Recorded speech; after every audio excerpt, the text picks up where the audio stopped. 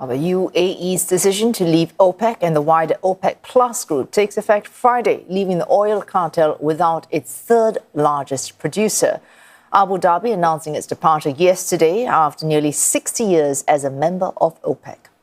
With that pullout, OPEC and its allies will lose some of their power over the oil market. Abu Dhabi, for now, is unable to increase production or exports due to the effective closure of the Strait of Hormuz.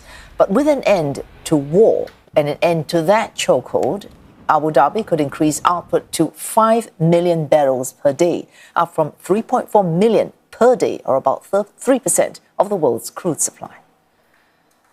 Blake Sifton is covering a story for CNA Live from Tel Aviv. Blake, what has been the response in the last 24 hours to this pullout by the UAE?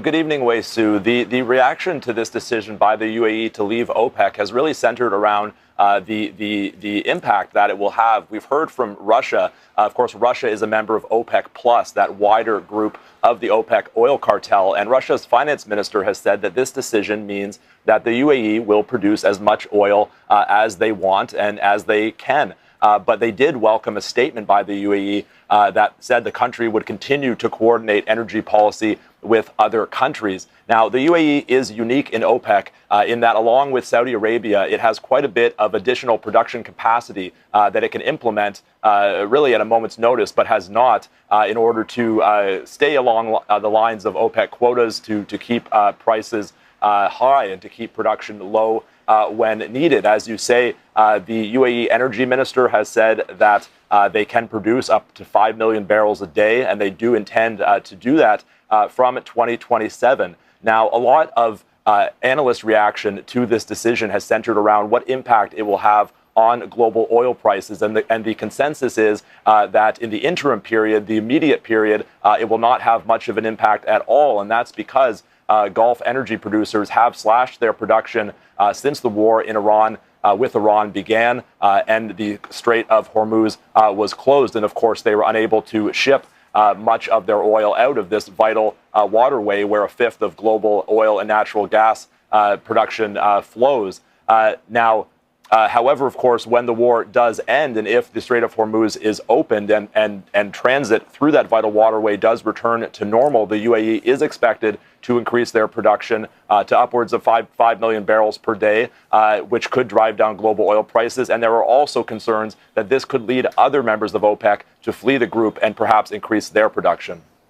Because war still going on, despite a very tenuous ceasefire. The UAE's exit taking place amid difficult relations between the UAE and Saudi Arabia. With its departure, what are we looking at in terms of relations in the broader Gulf?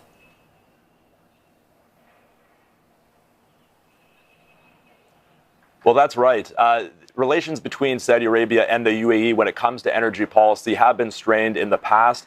Saudi Arabia wants prices high. That's because they rely much more heavily on energy revenue than the UAE does. The UAE, according to analysts, has been more inclined to increase production and essentially get as much money as they can from their energy resources before fossil fuels are perhaps replaced in the future. But tensions have been high in many other areas between Saudi Arabia and the UAE in recent months and years. Firstly, in Sudan, in the civil war there, the Saudi government supports the Sudanese government, where the UAE has supported a paramilitary group known as the Rapid Support Forces. Also in southern Yemen, Saudi Arabia supports the government there, whereas the UAE has backed an armed separatist movement. Of course, the UAE has also moved increasingly close to Israel in recent years, whereas Saudi Arabia have kept their distance and not joined the Abraham Accords. When it comes to the UAE and the wider Gulf region, we understand that the UAE is quite unhappy with other Gulf countries for not essentially unifying and putting forth a more harsh response to Iran's attacks. The UAE was struck by some 2,200 drones from Iran, as well as targeted with 600 ballistic and cruise missiles, and they did want a much more harsh response. So decisions like this to leave the to leave OPEC will likely strain tensions further with the Gulf Cooperation Council. Well, thanks. Blake Sifton there covering developments for CNA Live from Tel Aviv.